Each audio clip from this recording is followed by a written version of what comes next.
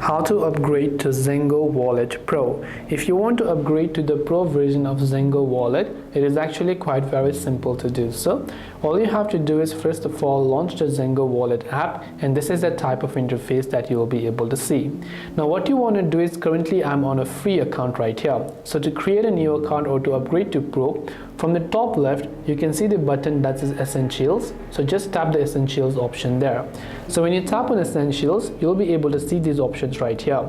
So you can see Essentials and you can see Pro. Depending upon whichever else it is that you want, you can tap on it, tap on Upgrade to Pro right there, and once done you can see the amount that you want to get billed monthly or you want to get billed yearly. So you can start your free trial here, enter your payment information and tap on subscribe button, and your subscription will be successfully switched to Zengo Pro.